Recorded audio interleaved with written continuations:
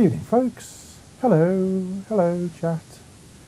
Who we've got in tonight? We've got Carl and Monster and Chief and Miles and Pete and Tom and Hi-Fi and Leanna, Jim Jams, Jester, VB, hello VB, Blaze. I hope we're all fine and dandy. I've got this man with me again tonight. He's like a bad penny. It keeps turning up, mate. How you Keeps doing? turning up and tries not to break YouTube. Yeah, this week yes. at least. Yes. So are we on the live page? That's the question. I haven't got us yet, but I shall give it a little F5 and see what we have. Yeah, I do. We're there. I can see us. Very good. It's all very good. I was just checking this screen and that screen and this screen, and it's all happening. Yes, good evening, might be. So yes, in about 40 seconds we'll start the show proper. Yeah,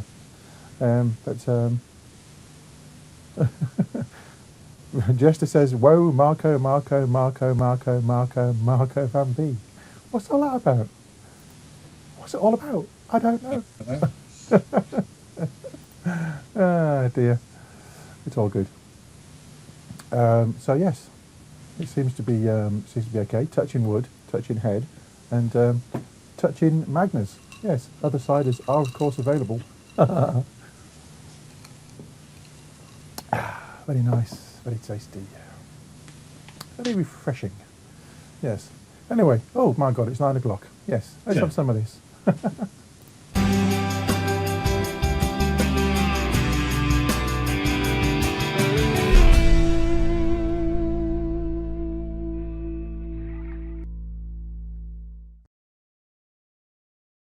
Well, there you go, as he exhales a huge plume of vapour that you can't really see much because of my... look, it's made me disappear on me. You can't really see much because of the old chroma key green screen technology in use in this very studio. Yes, good evening. It's 9 o'clock and it's Tuesday the 5th of May, 2015. Oh my goodness. And that means there's only, let's see, Tuesday, Wednesday, Thursday, 3 more sleeps to Vape Jam. Yeah. Which is this. Oh yeah, and myself and Gary Dibley and Dave Kitson and Dave Dawn and Andy and Davey will be in attendance. Yes, so if you're going to be down there, we'll talk a bit later on about that. But if you're going to be down there, come and say hello. If you've never met us at one of the other events, it'd be always be nice to see you. Yes, Mr. Dibley, say hello. Hello, how you doing? It's yeah. Yeah, no, it's good. It's rapidly these events. They happen, don't they? Somewhere back there. They do happen. And then all of a sudden, it's like, bang! It's this weekend, and yeah. I like it very much. You would not believe the work we put into being hit there at the weekend from all over the country. It's going to be good. It's going to be good. But we digress. We'll start the show off with what we like to call the titles, even if I did spell Gary's name wrong at the end, but never mind. Vaperscene is proudly sponsored by Health E-Vape, UK purveyor of e-cigarettes and Pure Perfection e-liquids.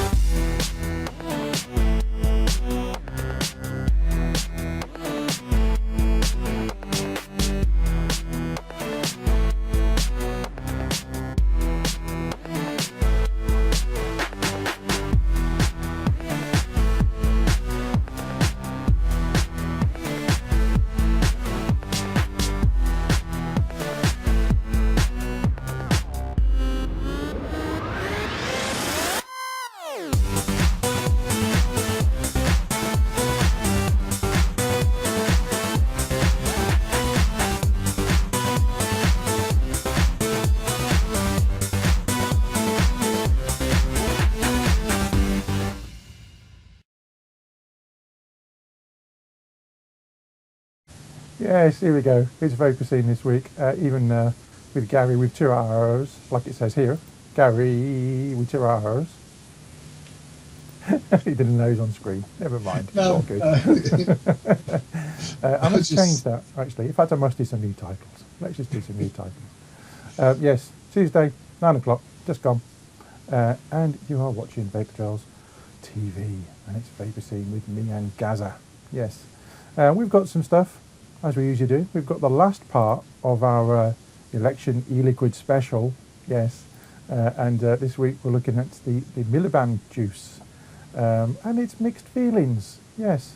It's mixed feelings within the two of us about this juice. But more about that shortly. Yes. We're going to kick off with a couple of stories, and these are from the States that I was looking around earlier on, and I've come across these two stories. Here's the first one. And this is from WBOC 16 in Delaware. Yeah, Delaware House set to vote on indoor ban on e-cigarettes. And the State House is again poised to vote on legislation adding electronic cigarettes to Delaware's indoor smoking ban. The bill is to be considered Tuesday. Adds electronic cigarettes, also known as e-cigarettes or digital cigarettes. I've never heard them used as digital cigarettes in my circles. Anyway, to the existing prohibition on smoking in restaurants, bars and other public places. The link is going to go into chat if you want to see the entire thing, but what you can see is exactly what it says. That's the entire story. They do not contain tobacco and are not regulated by the Food and Drug Administration. Heat liquid nicotine into an inhalable vapour. But the sponsor of the bill says e-cigarette emissions contain nicotine and other harmful chemicals. Maybe he hasn't seen the latest not blowing smoke video. I suggest he goes and has a look at that. I can't show you that, but we can always give you the link if you haven't seen it already. But what I was... have a look at this comment. Anonymous had put this comment. I've changed my stance on adding vaporizers to this ban. I have a friend that chooses to vape. I tried it myself and don't really care for it. I'll stick with my cigarettes. I already know what could happen to me by smoking those. At any rate, the juice my friend uses stinks up my house and irritates my nose and eyes when I'm in the same room.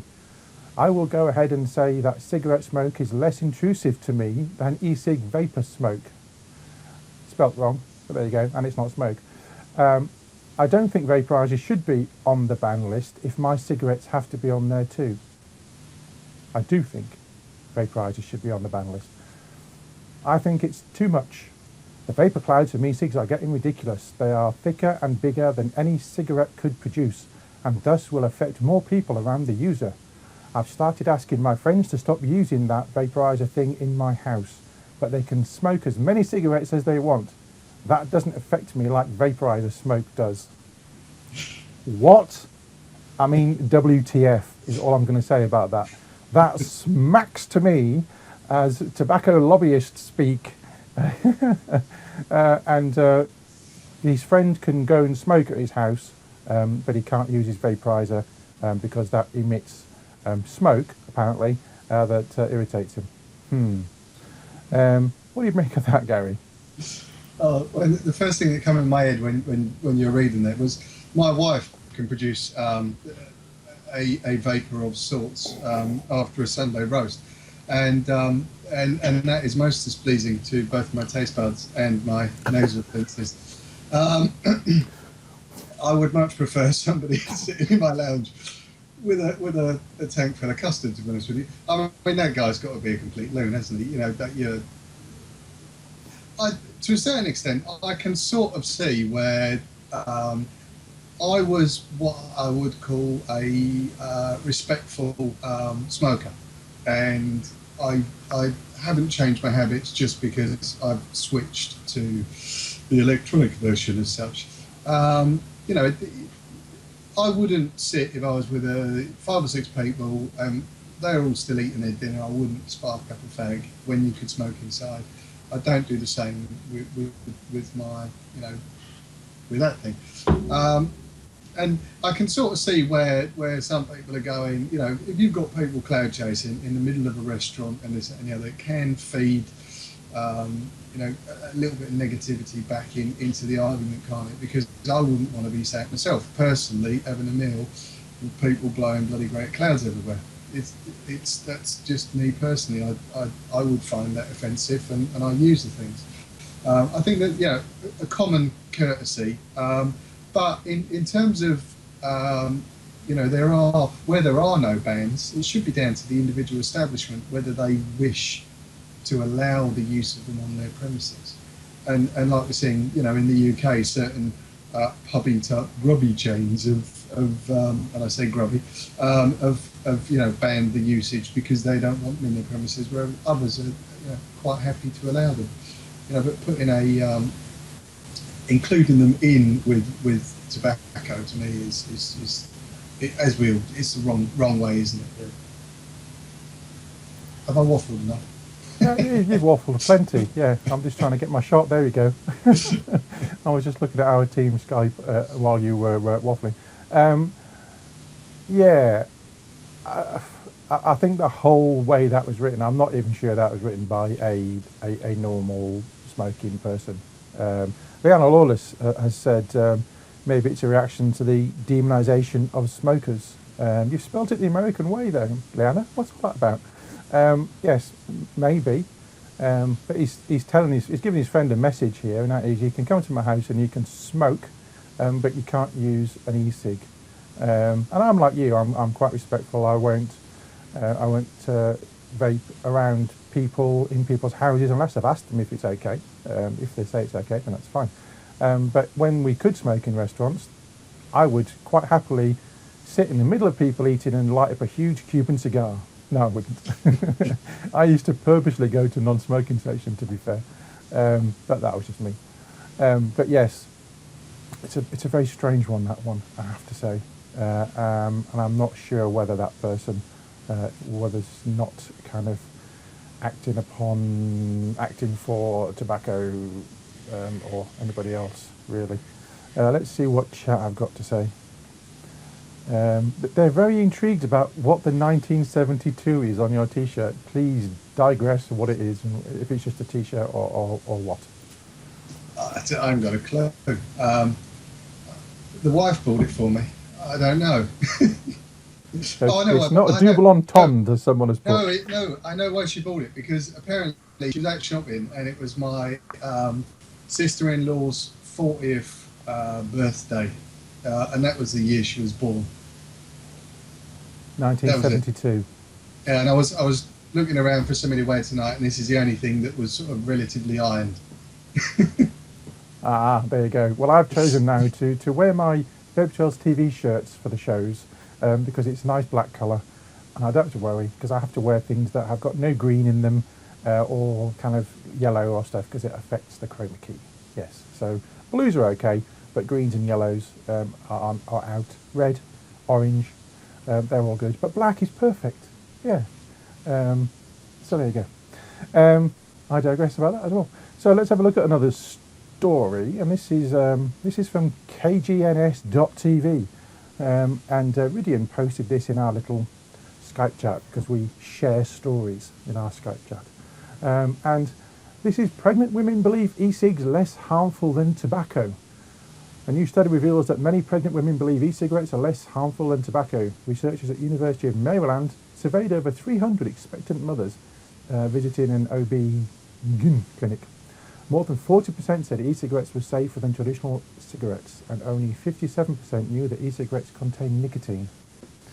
I won't read the rest of it, but every e-cig, every e-liquid has got the 18 sticker on it, and also quite clearly states not to be used by pregnant women. And most women in this country are always told by the various health bodies that smoking is bad for your health, especially if you're pregnant, but also nicotine. If people don't understand that cigarettes contain nicotine, then they probably shouldn't be smoking anyway. What do you think about that one? Yeah, that's bonkers, isn't it? Yeah, pregnant women. Yeah, I mean, how did they... No, we won't go there. But yeah, only 50-odd percent realise that they contain nicotine in terms of cigarettes or electronic cigarettes. Yeah. I don't... Okay. need to read the label. I mean, are they sure they're pregnant? Did they read the instructions that come with the blue sticky thing? That's what I'd be asking. They probably didn't. Oh, that's the wrong one. Here we go. That one. They probably didn't read the instructions on the little rubbery thing. No, that's why. may contain latex. Yeah. Dear, what have you turned this show into this week, Gary? What do I mean, Fitz? You're a bad man. You're a bad man. Anyway, there you go. A couple of news stories there. I did trawl around, and there wasn't any kind of stuff that caught my eye that hasn't been out there already. So there you go. Right then, let's move on. And I think we should have some of this. Juicy, juicy, juicy, juicy, juicy, juicy.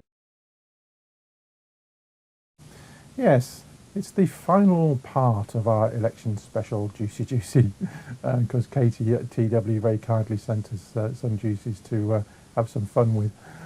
And we've already looked at what we looked at. We looked at first week, we looked at Cameron's Eton Mess and Bennett's Green Deal. And for that one, Bennett's Green Deal won us over, didn't it? Yeah, it was very and good. then last week we looked at Clegg's Blueberry Coalition Crumble, which I liked, but you didn't. And Yeah, Farage's Lunchtime Tipple, which I really didn't like, but you did. Yeah. I did. I liked it a lot. I've actually finished the bottle of that one. Well, I finished the bottle of Cameron. I finished the bottle of Clegg. I've kept Bennett's Green Deal for a rainy day, and you can have my Farage's. Basically, you're on screen, by the way. Oh, am I? Yeah, I didn't change the shot. There you go, change the shot now. Yeah, so you can have I'll give you my Farage's Lunchtime Tipple on Saturday at Vape Jam. So this week we are looking at Miliband's Rocky Red. Yes, go on in, you can go, because I know you don't like it. I won't go that far. It was a weird one. You know that I like my menthols, and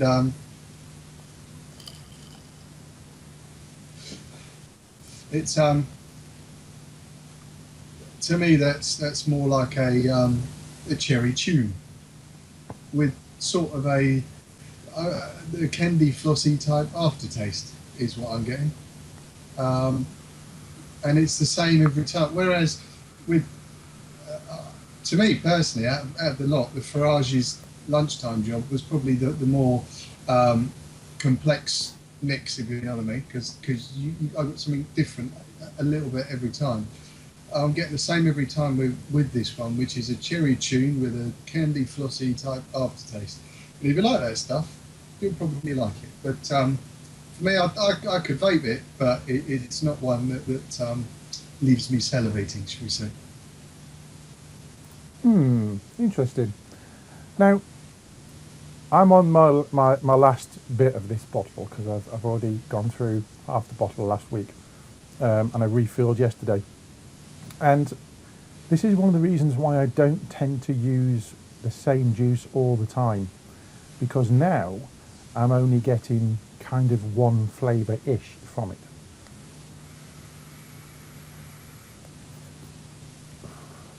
And all I'm getting now is kind of a muted menthol, whereas when I first started vaping on it, I was getting the full muted menthol, but with an overriding pear drops. And that's because your taste buds obviously get used to a flavour. It's like if you chew chewing gum for an hour, take it out, leave it somewhere for an hour, and then start chewing it again, you start getting the full flavour. It's not that the flavour's gone, it's just that your brain has got used to that flavour, so it kind of shuts itself off. And that's why I've normally got 2, sometimes 3 devices on the go, and I'll just keep swapping. And then I get the full flavour all the time. I have to say, I like this one, even though it's Labour, even though it said Miliband, but we won't go there. Because we're non-political on Vape Shelf TV. But for me, it's going to be a Green and Labour coalition. Yes, that's what it is for me. Because I like those two the best. Cameron's Eton Mess was okay, Farage's Lunchtime Tipple I really did not like at all, and I think it's probably because it was more tobacco flavoured, and I don't really vibe on tobacco flavours. I like my sweet flavours, my nutty and chocolate and sweets. Yes, I'm a 47-year-old adult and I like flavours. Go figure. Yeah. What can I say? Gary? Yes. Yeah, well, how old am I now? I'm 45 this year. And I like meat. I mean, normally my day stuff is strawberry peach and stuff with marshmallow and all that. So I like them. Mixed with menthol, I'm not too sure on. So for me, the top was definitely the Farage one, only because it was very, very different. I can honestly say I've not tasted anything like that mix elsewhere, and it was very intriguing. I was getting different things, like I was saying, every time. As you said, the Bennett, I like that one as well. The what's it called? The Green Deal. Yeah. I did like that one a lot, and that one probably could become, if you like, an all-day vape, whereas the Farage was definitely whistling like a bugger in the background. Whistling, yeah. Whereas the Farage one was most definitely a, if you like, something that I could have sat somewhere and picked that up after dinner and like I say, an after dinner vape for me. That was more of a what I call a treat vape, something that I'd just stick to one side and use occasionally. Yeah. But I like the flavours the most. There you go. You just got a sneak peek of what it looks like without this studio there when I was using the wrong mouse. And I went across to Gary's page. Yes, the whistling is my other Subtank, because in here I've got this rather nice Cinnamon Legend from Liberty Flights, 2.4% of XO juice, and it's nice. Yeah, so I've kind of switched to that now for a bit, but it's whistling, so I shall try not to vape when we're on screen. So yes, so it looks like really it's a mixed bag with those juices, I have to say, a mixed bag.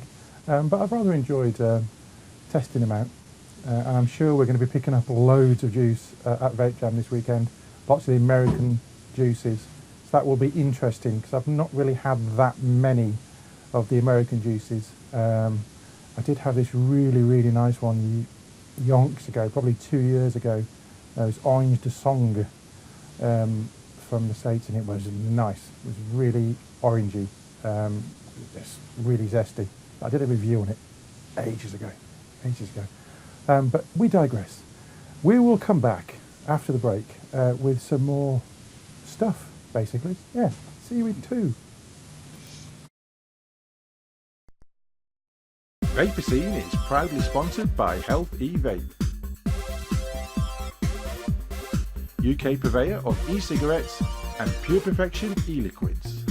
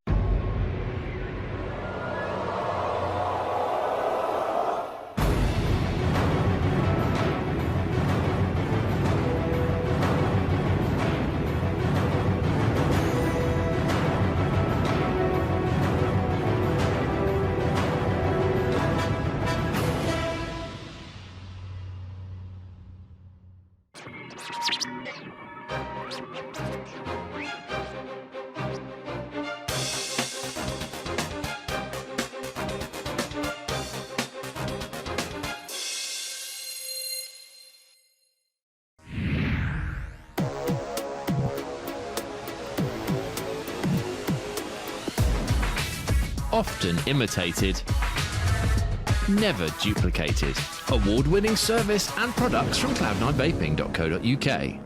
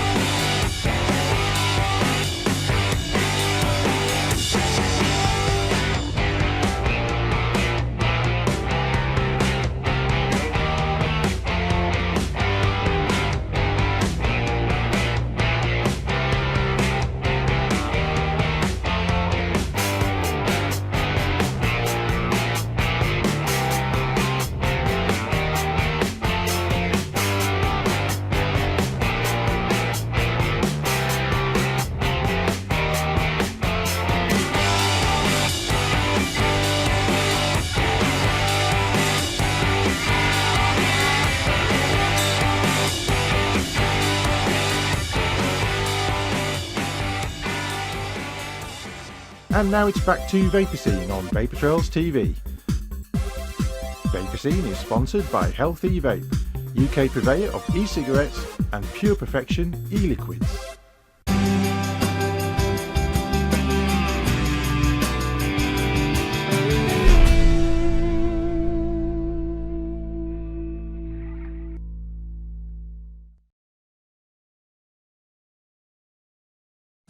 And we are back in the room, just talking to Garry there through the ads and watching chat.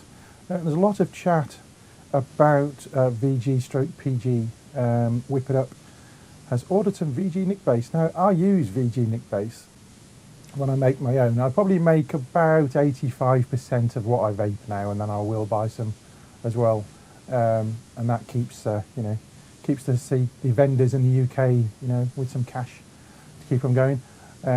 But occasionally, like this last couple of weeks, got sent some to try, and I'll always try some, but I do prefer a more PG than VG. What about you, Garry? See, I'm the opposite. I used to be mainly PG mixes, and I mean that Totally Wicked stuff was basically a mainly PG juice, wasn't it? Yeah.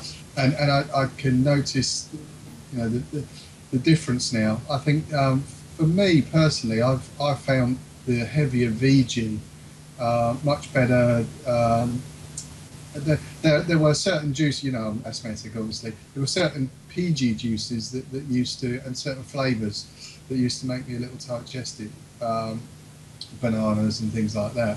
But the VG side of it, I haven't had a problem with whatever flavour it is. So I tend to stick with the very heavy, it's 80-20 PG mix now in for most things. And that's what I look for. I mean, I've after we were talking a couple of weeks ago, and I was saying I haven't had the Vermilion River stuff for a long time. I went and bought some of that again, and the Kentucky blend.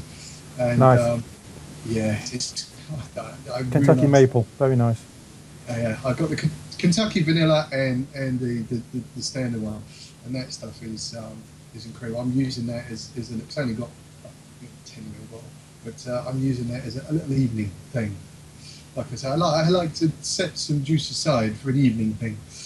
Strange folk, but there you go. It's I like you were saying, you get the vapor tongue thing, don't you? Where you eat the same flavour all day, and I'm on either strawberry or peach or something like that all day, or menthol, and to come home and have something completely different for the evening is terrible.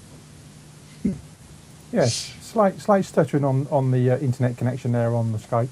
Apologies for that. That is on 4G, which is a bit flaky at the moment. I don't know why. I use VG Nick, and I'll use about 15-20% PG with the ethyl and maltol mix in. Just go out a shot very slightly, looks like that, in a little bottle that I showed you a few weeks ago. And then I finish it off with the VG. And if I'm buying juice, it depends. It's annoying when certain companies only provide 10 ml bottles of a juice that you particularly like, rather than being able to buy a 30 ml bottle, I have to say. That's one thing I've got to get off my chest. Would be better if we could get 30 ml bottles of the flavours that you like, as opposed to having to buy multiple bottles, which obviously costs more anyway. But it's just a little annoyance carrying lots of bottles around. Which is why I generally make mine in 30 ml or 50 ml bottles, especially when I'm away at the hotels. So I've got plenty. Don't like to run out. Yes, I almost did once when I had that unexpected trip up to Scotland, and I had about that much juice left in my tank, and I had nothing, and it was too late to buy any, and I wanted to get home, so I didn't want to wait till 10 o'clock on a Saturday morning to find a shop that had some, so I just jetted off. But there you go, we digress there. Now, the whistling I've stopped because I've just changed the airflow slightly on the Subtank, and that kind of very nicely segues into the next segment with Mr. Garry Dibley, who's had some Subtank issues this week. Yes, so he's going to show you what happened. Yeah, watch this.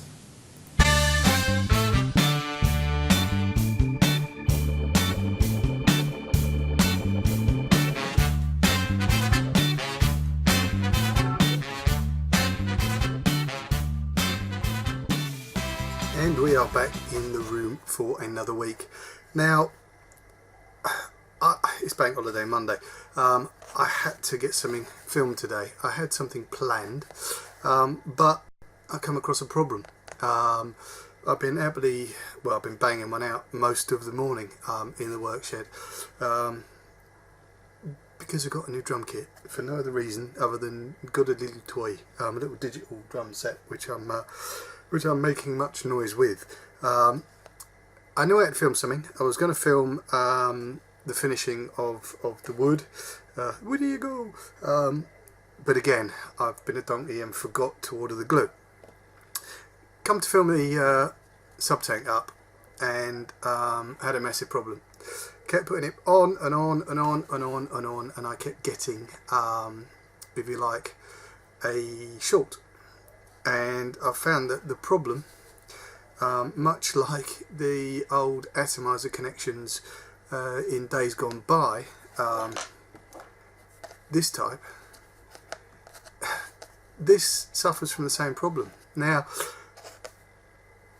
you've seen Louis, I believe, before. Stupid thing is, he contacted me a little while ago as well to say that he'd had the same problem, but his pin had actually completely come out, and we got them pretty much exactly the same time, and are using the sort of same liquid, which isn't a tank cracker, isn't anything like that. So what we need to do is replace the rubber, because it's the rubber in here that's causing the problem. The rubber's gone, and the rubber is causing a direct short between this centre pin and the neg, like we were talking about last week.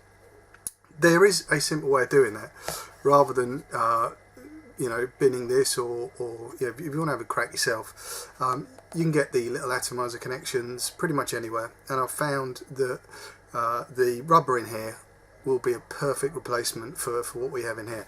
Apologies if you can hear kids and that screaming in the background. It is a bank holiday and the neighbours have got people around. I'm just going to relieve me doofy what's it out of here,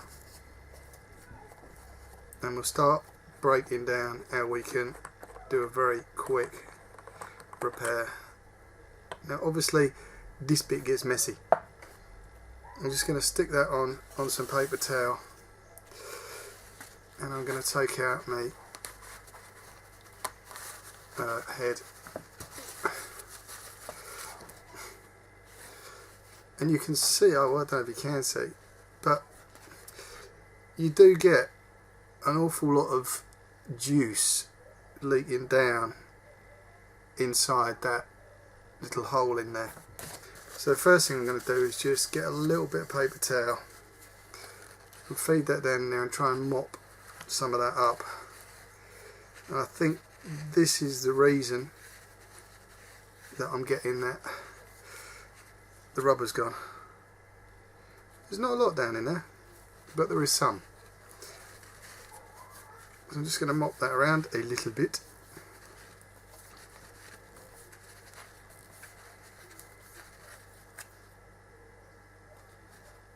Nearly satisfied.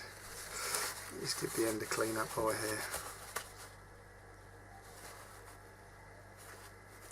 here. Okay, so what I'm going to do with this now, it's going to be, I'll try and get down as close as I can, but literally what I've got to do is put some pressure on the inside of this pin here with a screwdriver or something like that to try and push that centre pin out. And you see that is popped straight out, and this bit here, when it comes out, that's your sprung loaded pin down in there, but essentially it's just a rod, and that little rod is on a rubber like any other from another mother. Now I'm just going to try and poke this rubber out. I may have to go off screen for a tick, bear me 2 seconds, because it's a bugger to get out. Absolute bugger.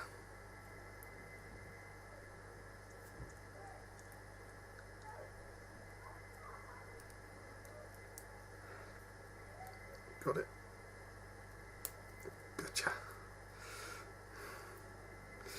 Yes. Got you in 2 bits. So that rubber had corroded away, which was what was causing me short. Now we've got our rubber out of there. I'm just going to give that all a good clean up, and you'll have to excuse me here for a bit. I'm not used to doing all this super duper zoomy stuff. What I'm going to do is literally relieve a rubber out of this one, and I tend to use, if you like, a little fine nose screwdriver. Just pop it on the pin, and bearing in mind these are, you know, once you've got your pin out, there is a rubber sat down inside there, and all you need to do is just tease that out by squeezing in the sides, and that little rubber will pop out. Faff, I know, but you know, you can either send it back, and to be honest, it's going to cost you more in bleeding postage sending this back than it would be to buy a 510, or have a look around for something that uses a 510 like this, that you've got the rubber may be in good condition. I'm going to put this to one side because we can always put that back together again when we get some rubbers. And what we've got to do here is looking at this. Bear with me, I'm just going to try and get down as close as I can. As you can see on that tiny little rubber, you've lost it. You've got a big bit, or a big top, and a little bit. Now the little bit wants to go through that way, and the big bit wants to stay on that top there. So as we would replacing this in an atomizer, it will just drop in.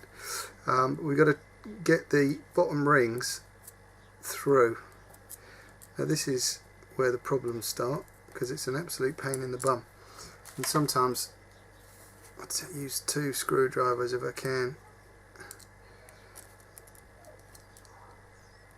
and just sort of ease it in. Ease one end in, then ease the other. Just got to work around your ring.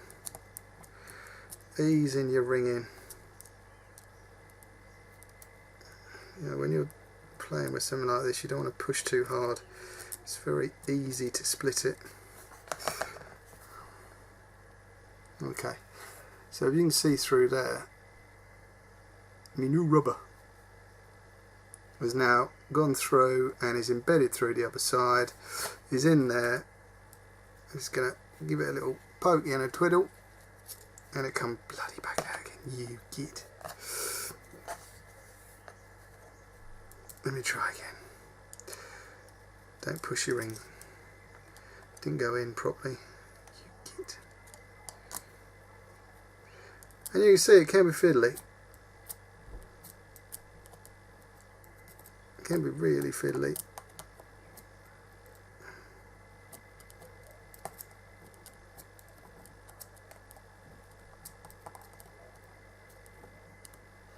You probably can't see what I'm doing, but I've got half of that in there, and I'm just trying to feed the other half home.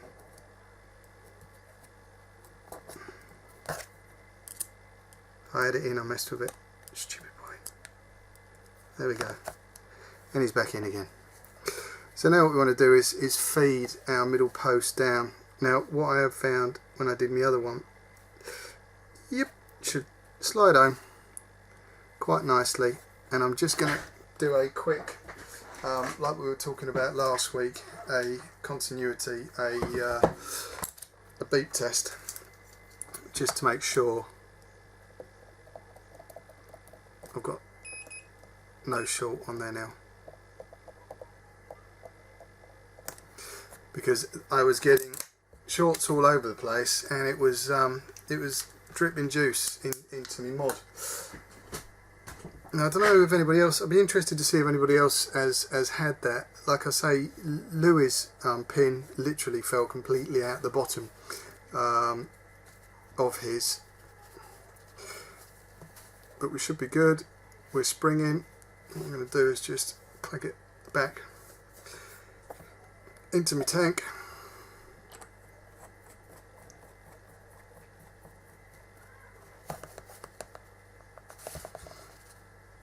Just give it a quick. I've lost my damn drip tip. Give it a quick blast, just to see if it's all firing nicely.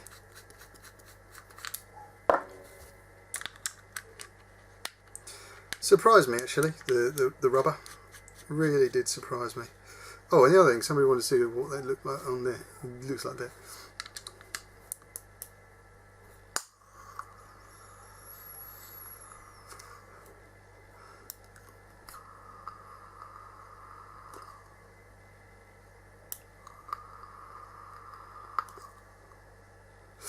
No errors this time round. That's working. I can set that back on its home where it normally goes now. But there we go. If you're having a problem, if you've got a leakage with your Subtank, that's probably the reason why. Back to Marco in the studio, and well, it's the weekend. It's Vape Jam this weekend. Looking forward to that. Should be good. Much fun will be had. Hope to see a few of you there. Come and say hello. We'll be there with cameras, t-shirts, dongs, you name it. Come and have a chat. Be good to have a chat. Back to Marco in the studio, and we'll catch you again next week.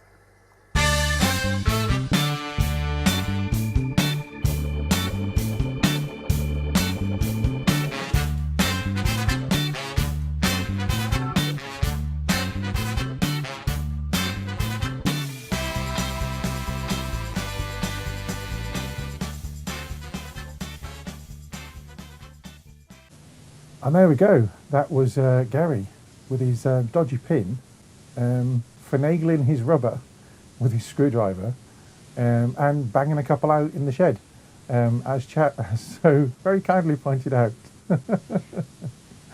I can't read half of what Chat are saying, to be fair, because it's just too indecent for the fragile viewer. But we do have the best chat in the world, isn't that right, Garry? We do, yeah. I do apologise. And somebody said, "Why do I screw my head thing in?" It wasn't tight. It's hand tight. You know, I've got girly hands, so yeah, it takes a bit of an effort. And broken fingers that have been cut off and sewn back on and all that sort of stuff. So it may look tight, but I can't put a lot of pressure on this little boy anymore. Oh dear. That's not good, is it? Not good at all. No. I have to say, I've not had any issues with any of my Subtanks at all, apart from, as you know, the little isolating spacer melting, which they rectified with the PEC one that they sent out. But there you go. Yes, right. Let's go into the ads, and when we come back, I'm going to be looking at USB devices. Yeah, and we'll have some more chat. See you in a minute. Vaperscene is proudly sponsored by Health E-Vape, UK purveyor of e-cigarettes and Pure Perfection e-liquids.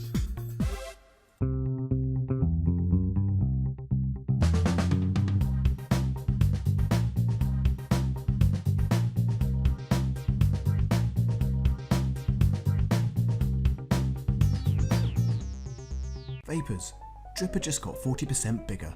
So if you love discovering new e-liquids, tell Dripper what flavours you like and we'll send you 70ml of juice and at least 5 flavours. With a money-back guarantee and free delivery anywhere in Europe, dripper.co.uk.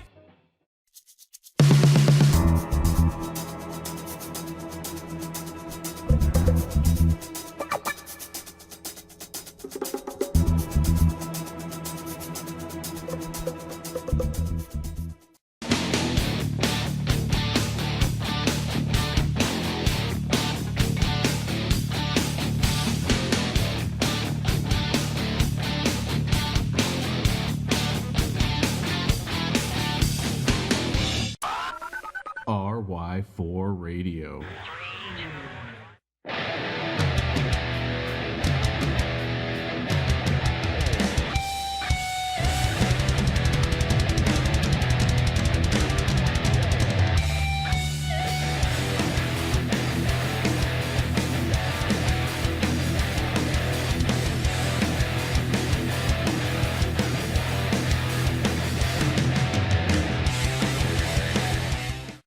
What's in this e-cig cloud? Harmless water vapour, right? Pretty much, yes. Compared to a lit cigarette, it's much safer than smoke. But it contains nicotine, and nicotine on its own isn't toxic and doesn't cause cancer. If you're worried about switching to vapour, here are some facts. No tar, no smoke, no burnt tobacco. Cooking your evening meal produces more toxins than are found in exhaled vapour. Tobacco smoke contains toxins at very high levels, and vapour does not. And that vapour contains 6,000 times less carcinogens than cigarette smoke. Electronic cigarette vapour. There's nothing to be frightened of. The only dangerous electronic cigarette is a banned one.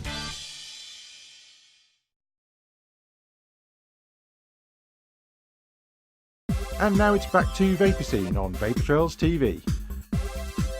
Vaperscene is sponsored by Healthy Vape, UK purveyor of e-cigarettes and Pure Perfection e-liquids.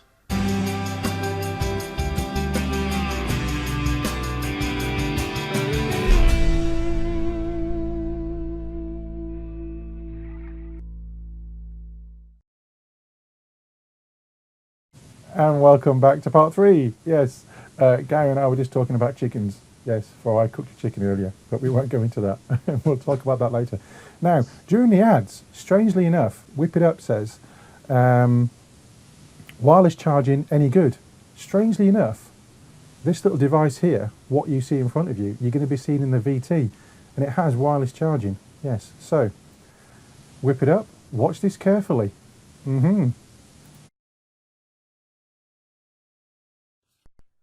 What I thought I'd do this week, seeing as it's Vape Jam at the weekend, is show you the kind of kit that I use during the week for charging my devices, but also when I'm out and about. And from your left to your left, which is my right, this is a 20,000 milliamp hour external battery. This has 2 ports on the front and a micro USB charging port to charge it up. Very, very handy. We'll go into these in a little bit more detail as we go through. This one is a 6-port mains powered USB hub. It's got smart power, smart IC, so it knows what your device needs and gives your device what it needs. So that's very good. And then the third device is this one. And this is very similar. This is a 5-port smart charger. Now I keep this one in the office because on the top it's also got built-in QI charging, which is very handy if you've got something like this. And this is the DNA 40, which has built-in QI. But also if you had a phone that has QI charging, it's very handy. You can just drop it on the top. So we'll look at these in a little bit more detail. And they're not terribly expensive. We'll look at this one first. This is the Orki, Orki I think it's called. It's a 20,000 milliamp hour battery. Now I did have another one that Dave Kitson has as well, which is a 15,000 milliamp hour battery, but I've changed it to this one.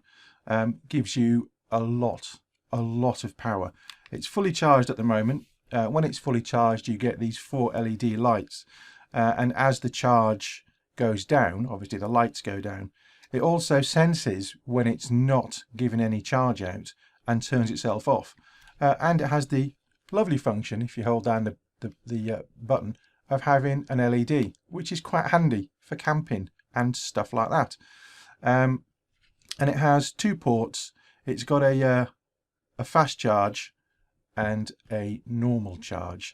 So you might use your fast charge for your tablet and your normal charge for your phone. And I have this little device, and this little device is a USB power meter. So if I plug it in to said port, like so, and turn it on, you'll see that this is giving out 4.98 volts. Let me zoom in on it for you so you can see. We'll get the battery out of shot and we'll have this in shot. So the battery's pushing out 4.98 volts, and the output in here in blue, that shows as an ampage, and that shows you the ampage that's been drawn from the battery or from your device. It's got two outputs on here. One is just for normal. The other second output, the bottom output, output 2, you can use if you've got a data cable. So if this is plugged into a USB hub and then you plug in a phone, for instance, and you want to get the data into your PC, you use the bottom outlet, and the top one is just normal USB out. So if I plug in my phone, for instance, let me just plug in the actual cable on the bottom. Here we go. So I've got my Samsung here. I'm going to plug it into the top one, basically. Get the thing around the right way. There we go. So it's on silent, so you didn't hear it beep, but you can see it's drawing 0.48 of an amp. And you can see if I just pull it in there, it is charging. So yes, and I've just turned it on there, so it's now pulling a little bit more voltage, a little bit more ampage through. This is quite handy because you can tell if you've got a dodgy cable, or you can also find out how much a particular device is drawing and make sure you're using the right device for that to charge it with. So that's very handy. We'll take that off. Let's move that out of the way. And you can see there, as I've taken it off, all the lights have gone out. It's turned itself off. This is an absolutely amazing piece of kit, I have to say. Now, let me give you some prices. This was $19.99 on Amazon. Other retail stores are surely available. I use Amazon because I've got Amazon Prime, so I get next day delivery and all that malarkey. I've also got a Fire Stick, which is very handy when you're staying in hotels a lot, because you can use their Wi-Fi and watch anything that's on Amazon Prime. $19.99, and this has got to be, for me, one of the best purchases I've ever made, I have to say. The last time I was in Scotland, I charged from flat the RDNA 40, so the 18650 in there from flat. I also kept my phone and my tablet topped up all week, and I still only used half this battery. So this is going with me to Vape Jam at the weekend, and it's charged, fully charged, and it will keep the charge for a considerable amount of time. So I don't have to worry about charging it again. I'm not going to be using this now until the weekend. So that's the external USB battery. Very handy. And it does come with one USB to micro USB. So if you've got like an iPhone, you have to use the iPhone cable that you get with your iPhone. It doesn't come with any adapters or anything. Now this one I got from Mobile Store, I think, and this was $24.99, and this has 7 ports, 6 ports, can't count, 6 ports, and again it uses the smart IC technology. So if I plug this in, and it comes with a really useful long cable, so I tend to take this one away to the hotels. So I've got the battery for during the day, and then at night I'll plug everything into this, so I'm not using any of the battery, which is quite handy. If I plug this in, now this pumps out 5.17 volts. It doesn't matter which one it goes into, it should do the same. Yes, so each port will give you the same power outage depending on the device you've got plugged into it. So let's just, for instance, plug in the iTaste. And I'm using the actual iTaste cable as well, although I have used other cables and they work relatively fine, I have to say. I'm just plugging it into the USB as we speak. There we go, it's plugged in. So if I now plug this in to the output, get it around the right way, there we go.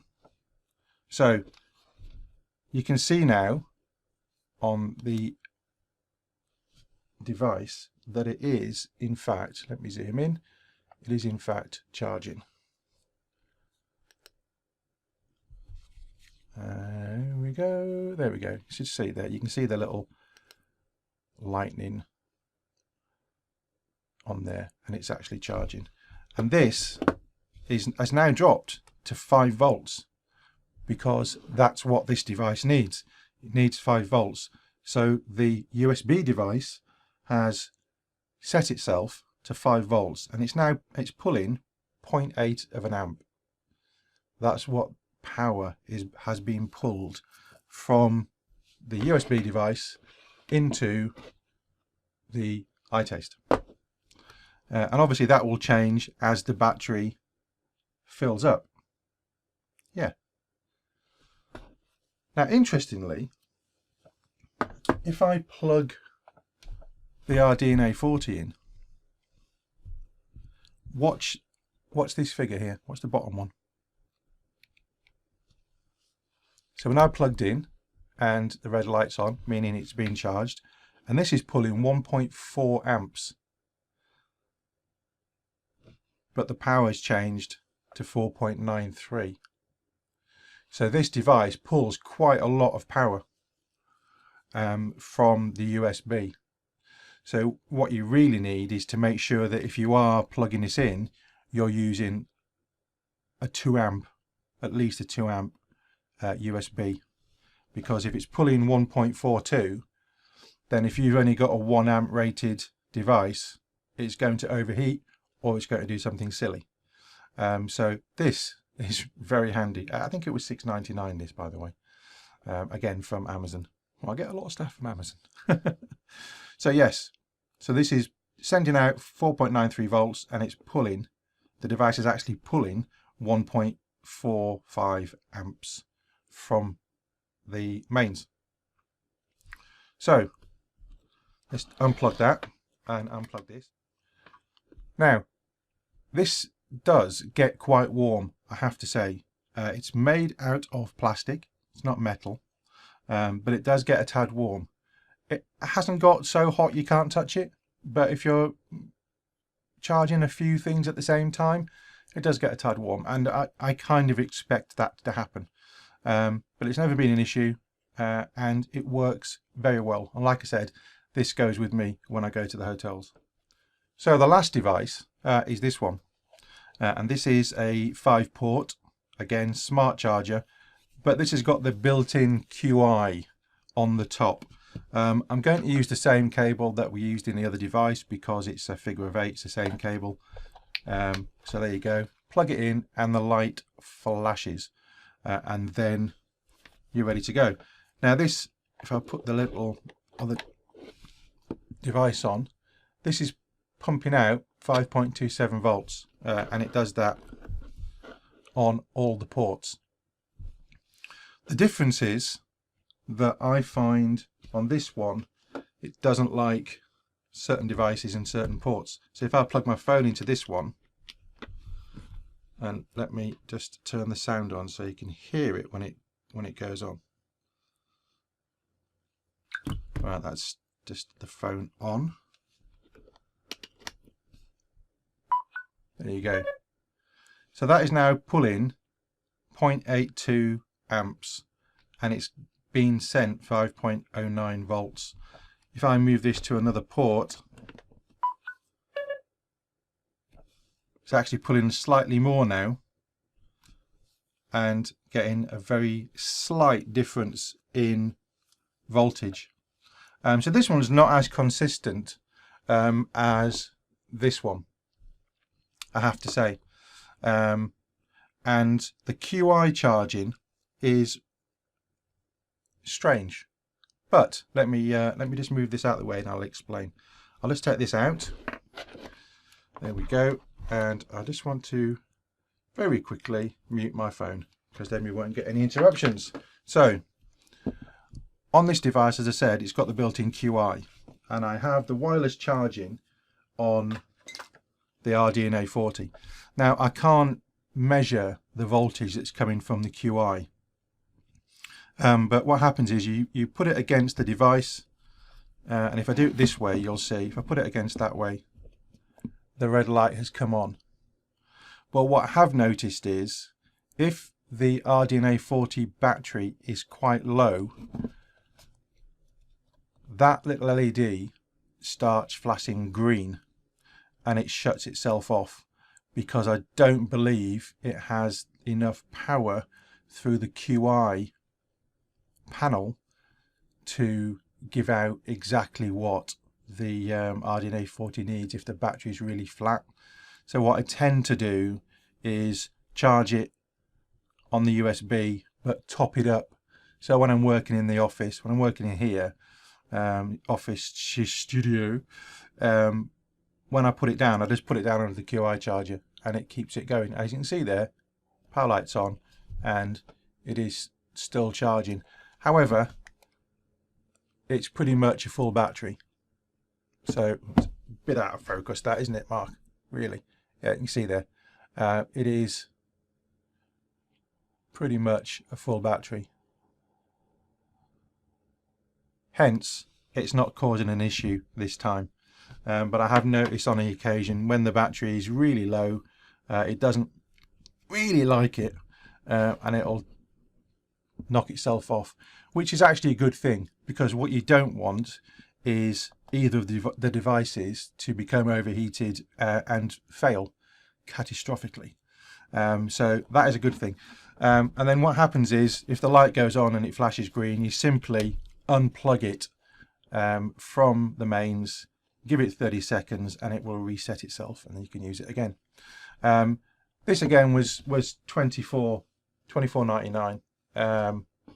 So the different options you have, or the different options I have for powering my kit, recharging my e-cigs on the go. This goes with me to hotels, this stays at home, and this goes with me everywhere. When I'm out and about, not just to the shops obviously, but if I'm going anywhere for a decent amount of distance, I'll take this with me in case I need to top up during the day. Although I do have charging capabilities in the car, so I can charge my phone, my tablet, my work BlackBerry, all my devices I can power from the car. But I will take this with me as well. So there you go. It's a little overview really. It's kind of e-cig related and not at the same time. I just thought it'd be useful for you to see the kind of kit that I kind of lug around for powering all my bits and pieces. Yes. Anyway, let's go back to the studio and have a chat. Yes, and we are back in the studio. Let me just mute that. Couple of questions in chat there. Can you stand it up? Yes, you can stand it up-ish. If you stand it on its front, you can't then use the USB ports, but it will still charge standing up that way. But then you've got the cable sticking out the top. So I generally have it thus, and I just lay it down on top. When I'm sat here at my desk, I'll just put it down there and it just keeps topping it up. It's not great for a full charge, but it is good to keep it topped up, is what I'll say. And it'll probably work quite nicely with a phone if you've got a QI enabled phone, a bit better. I don't think it's not going to draw as much ampage as this does. But for me, the star of the show has to be the battery. It's a cracking battery. The guys have got the links for all these things that we can put into chat if you so wish. Or there will be on the YouTube page. If you look at the YouTube page for the show, they are all in there, so you can see those. Obviously, you can get them from different places. I've just put the links that I've got where I've got them from. But for me, for 20 quid, that is a cracking device, I've got to say. And I should be taking it to Vape Jam this weekend. Vape Jam, yay! We've been waiting a long time for the first of these events this year. Very quickly, Gary, because we're over time, you've got 10 seconds. Yes, I'm definitely getting one of those big ding-dongs. And Vape Jam, yes, Saturday. Yes. So if you are going to Vape Jam this weekend, come and say hello. We always like to see you and say hello to people who watch the show. It's always very nice to see you. And we'll have some footage from Vape Jam on next week's show if you're not going to get there. So thank you so much for tuning in. I'll put Garry back on. There you go. We're both on now. Thank you so much for tuning in this week. Don't forget, tomorrow night it's The Cave with Matt and Ridian, I think. Thursday it's The Haze Out with Mr. Dave Dawn and Keith. And then we're back to Monday for Drips and Tips. We will see you next week. And if we see you at Vape Jam, we'll see you at Vape Jam. Tatty bye. Thanks for tuning in. Bye. See you later.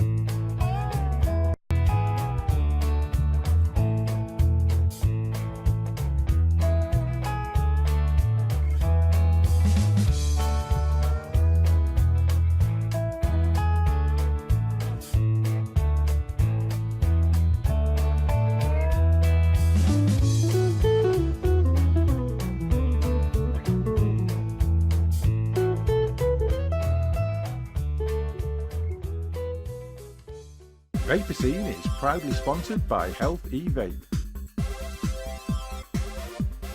UK purveyor of e-cigarettes and Pure Perfection e-liquids.